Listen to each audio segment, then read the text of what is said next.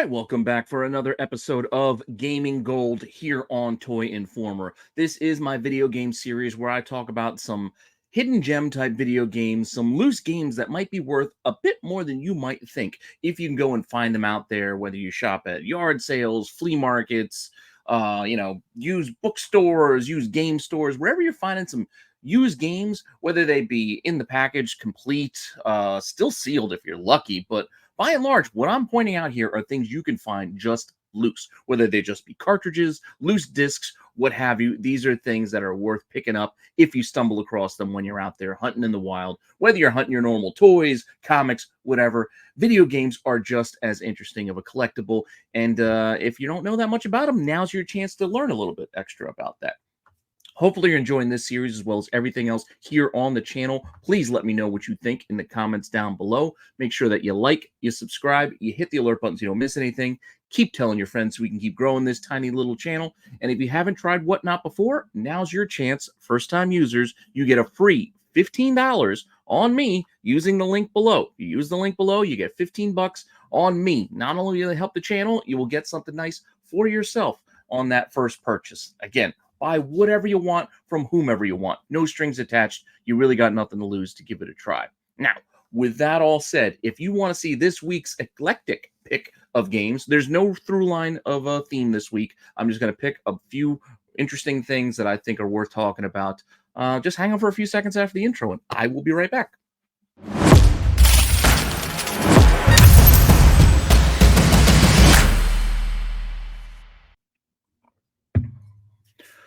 All right, let's just get right into it and start off with our video game hidden gems. These are things, like I said, you'll be surprised how much money some people will pay for some of these loose used games. And yes, I will show you the complete inbox and even the sealed prices just for context. But even the loose games are really worth your time and knowing when you're out there looking around. So with that said, I understand that NES carts, the original cartridges, are probably not the easiest thing to find these days, but if you do stumble across a stack of them, a box of them, whatever it might be, look for those old comic properties because there are still fans of those series and there are still people who will pay you a pretty penny for some of those comic-related original video games, you know?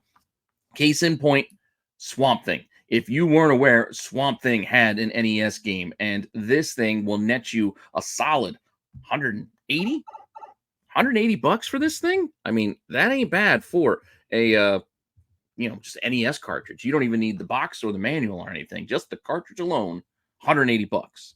Granted, if you did find the box and had the manual and it was all complete, you could get yourself a decent, amount of money too. 630, that ain't bad. And if it was still sealed, well, 2,500 bucks is a nice chunk of change. Granted, then you're starting to think about things like grading video games, etc., and maybe going to an auction house to kind of sell them to get the most for your money. But we're not talking about those sealed games. Yes, sealed video games, obviously. Things as old as an original Nintendo game are going to be valuable, so I get that. We're not really focused there. I'm focused in on the 180 bucks you can get if you just find the cartridge.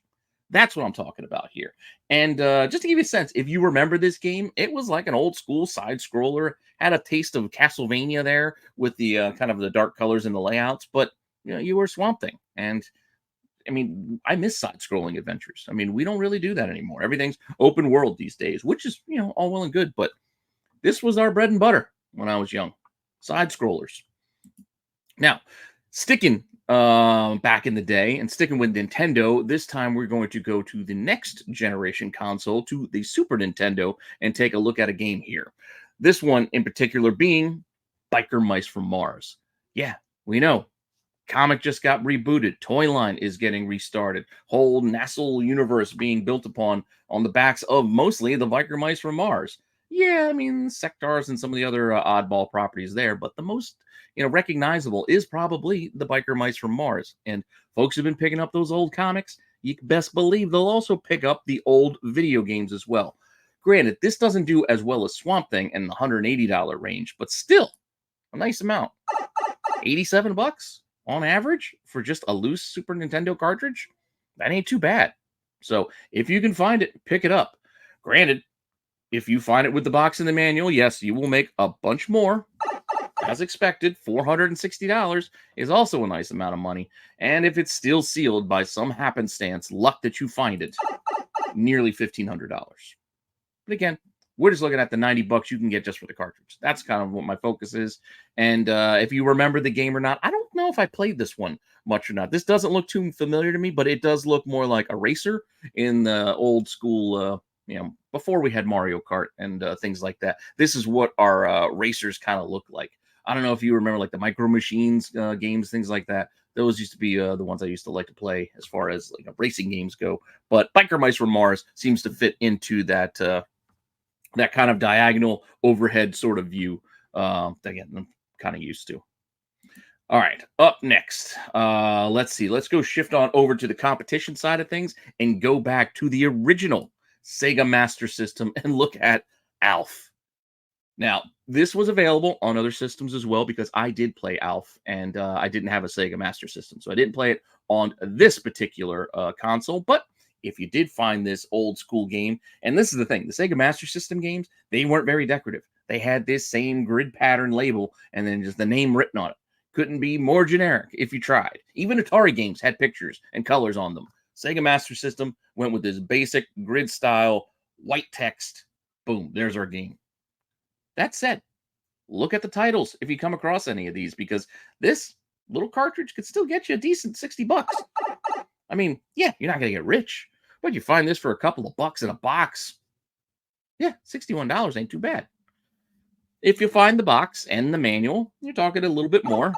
185 ain't too bad. And yes, the familiar face of Alf there on the box. And if it were still sealed, again, by some stroke of luck, you're getting more like 500 bucks. So, yeah.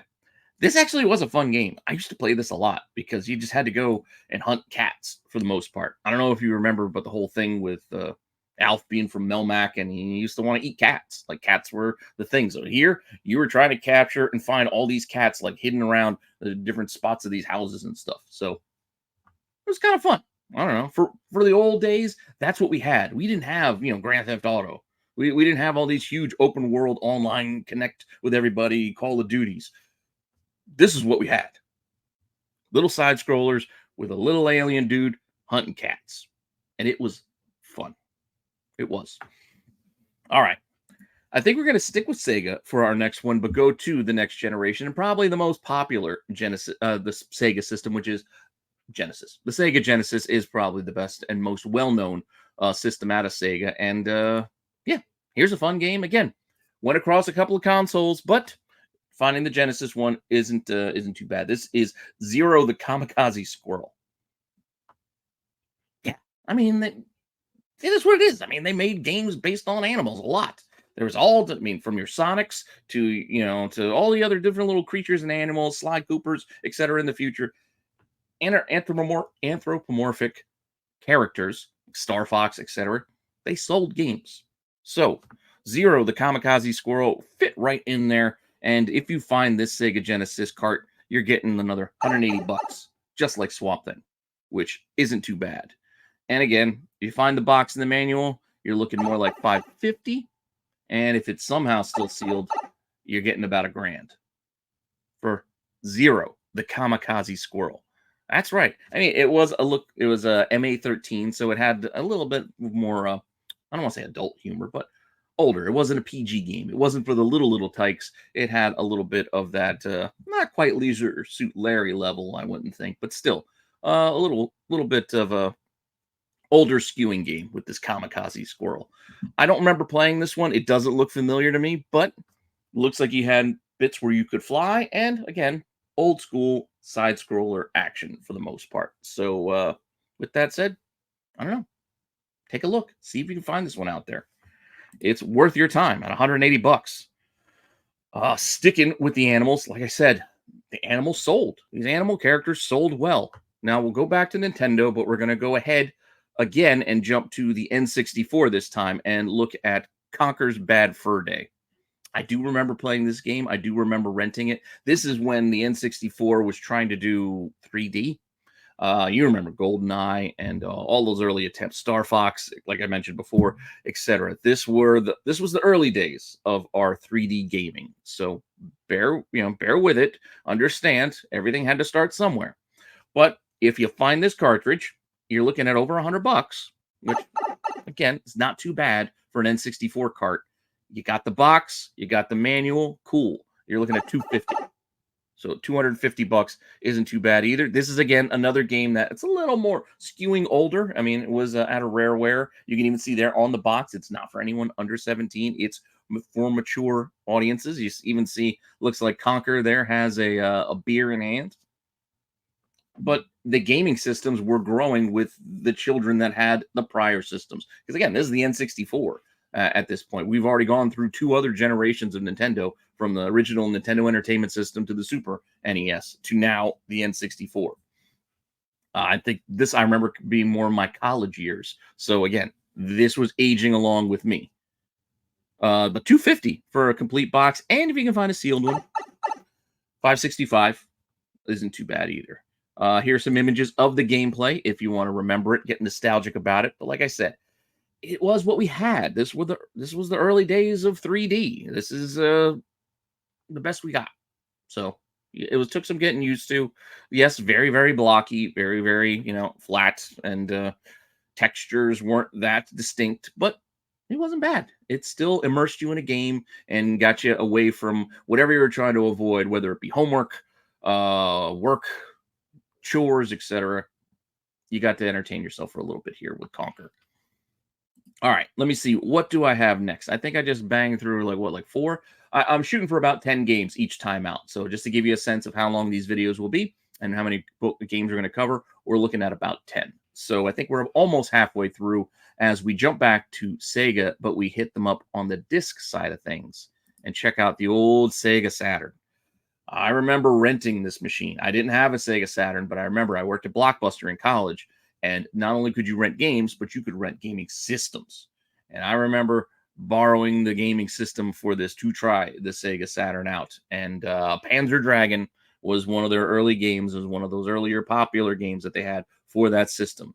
And yeah, interesting stuff. This game, if you could find the loose discs, I say discs because there was more than one. This is how games were when they went to CDs back then.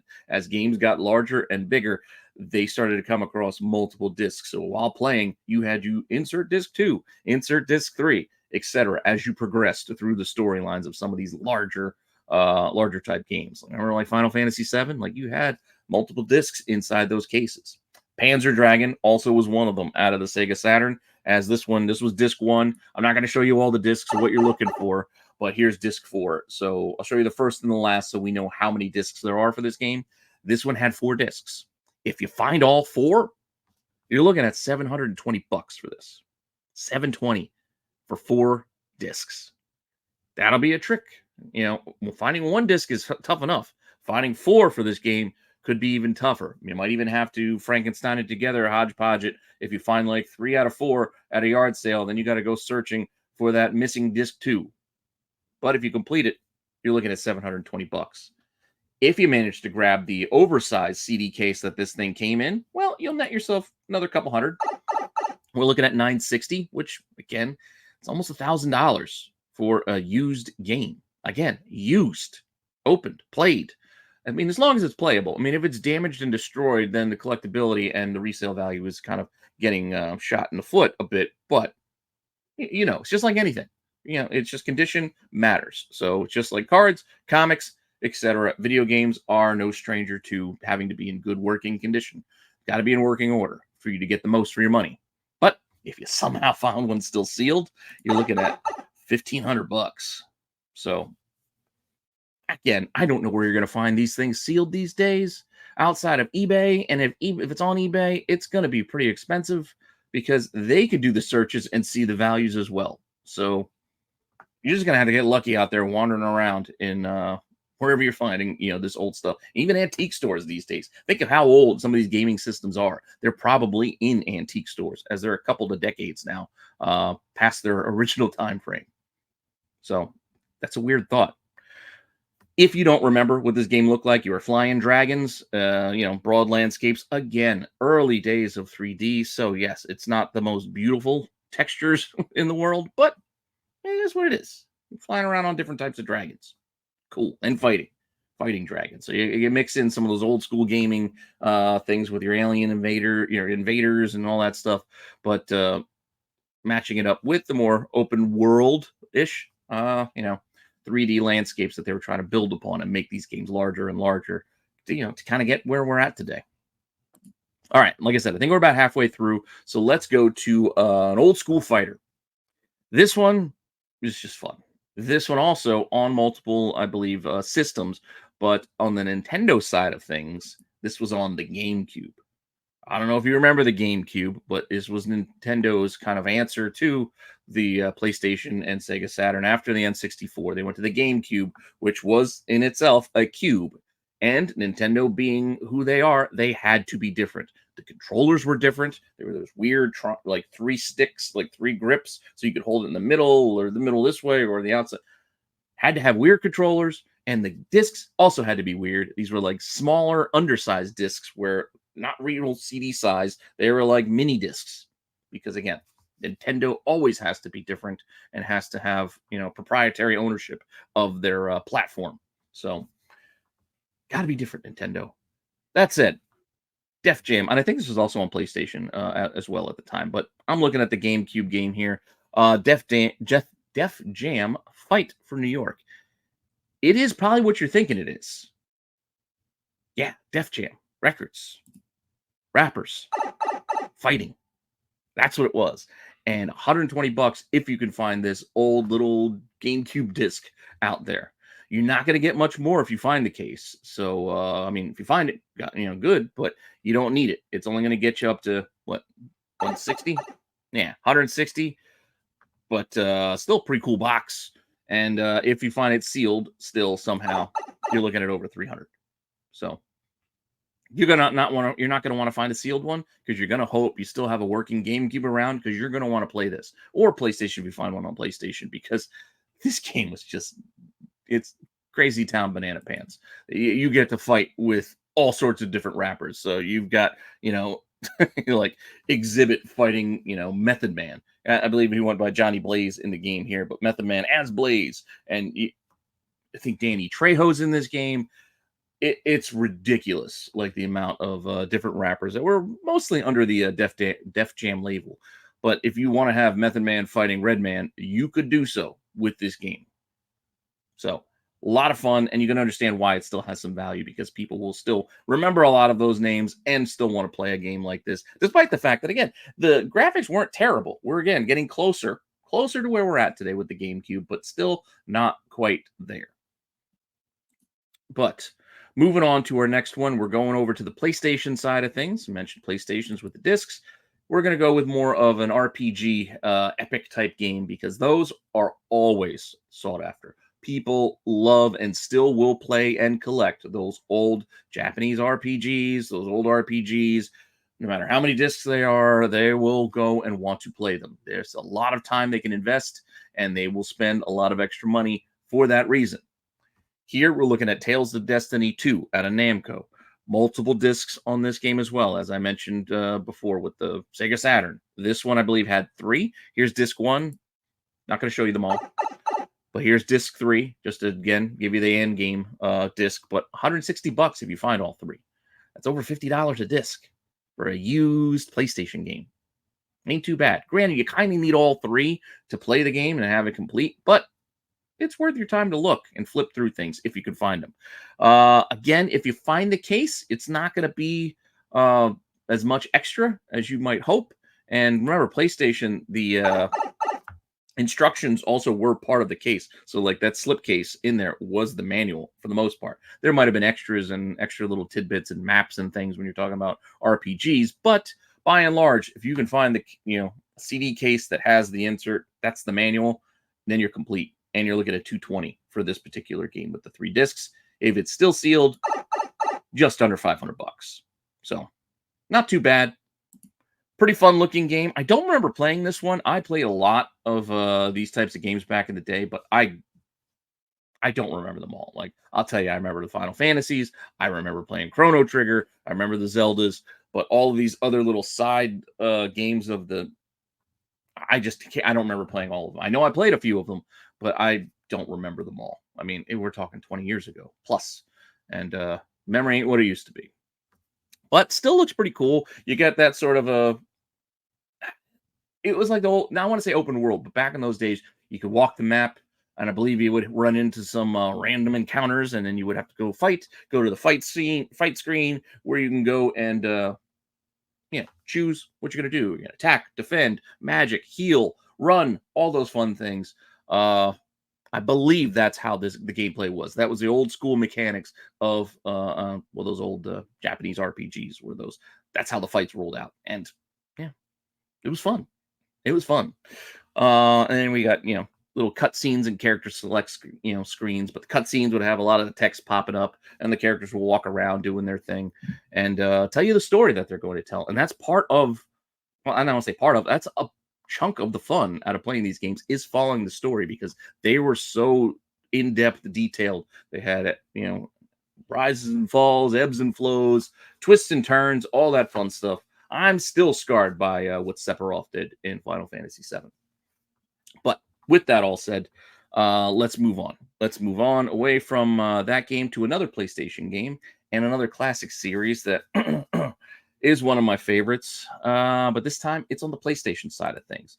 This was Castlevania Chronicles. So, yeah, on the PlayStation, well after the original NES run. I mean, these originated on the first Nintendos with Castlevania 2, Simon's Quest, and then Castlevania 3.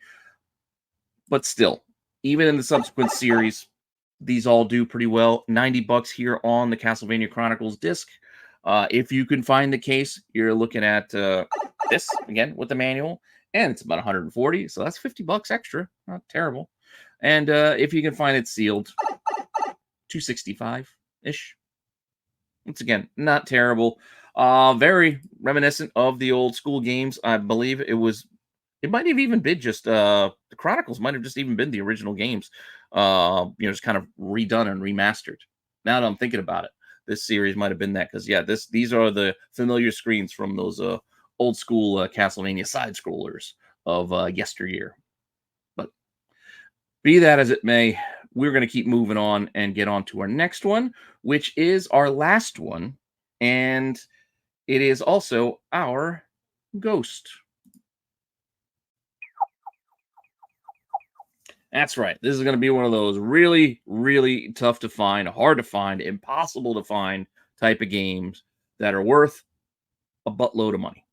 So, if you are lucky enough to find this original Nintendo Entertainment System game, Little Samson, you will find yourself very happy because Little Samson here will net you, I'm not exaggerating, 2,256 on average for just the cartridge alone. Just the cartridge. You don't even need the box or the manual. Just the cartridge. Again, you kind of have to watch out because the original Nintendo games also do have counterfeits and things. There are a lot of videos and a lot of information out there that show you how you can find and tell the difference. But it's not always easy. It's not always easy, but I wouldn't worry so much about it if you're buying these things at maybe say your yard sale or something like that, because then you're only paying a few bucks. So the chances that somebody counterfeited one to try to get $5 to $10 out of you is pretty slim. As opposed to online, if you're buying through eBay or something, well, then you got to be a little more cautious because there are a lot of shady individuals out there who might try to take advantage of you.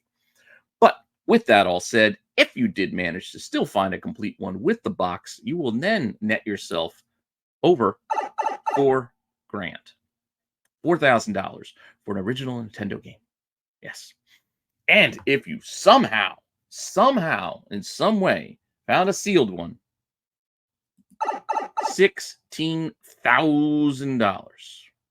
16 grand. This is just one of those hard to find, impossible to find games. I don't believe they made that many. But as far as the gameplay goes, it actually looked kind of fun. Again, side scroller kind of action, Mega Man style. You're running down the side. You can fight some dragons, so you're getting a little bit of and you can be different characters. Look like you can be dragons in this too, as apart from being just little Samson throwing rocks. But you're getting like a little bit of a Ninja Gaiden kind of vibe, a little bit of Mega Man feel. Side scrollers. That was king back in the day. So, little Samson, if you can find it. And with that all said, that's all I got for you this week. Hopefully you enjoyed that. Hopefully you can go and find and stumble across some of these things when you're out there just flipping through old games and maybe find yourself a couple extra bucks. Let me know what you think again in the comments down below. This is the normal vibe of this show, where it's just a hodgepodge mix of different types of games. I will sometimes do themes, but by and large, it's just a mixture of things that I personally find interesting and want to cover. This may not be weekly. This may be every few weeks. It's as often as I can get them done. So, once again, tell me how much you like it or dislike it, what you think I can do better, what are some things you might want to see as opposed to this. I'm still trying to figure out the right vibe for this channel, trying to mix in some different things with different collectible types. I have a card show in the works, non-sports cards to start, and yeah, plenty of things coming your way here on Toy Informer. So make sure you get on board early, and if you're watching this and you haven't subbed up, please subscribe so you don't miss anything, as again, I've got all kinds of different series coming your way in the world of toys and collectibles. And with that all said, I'll see you all next time. All right.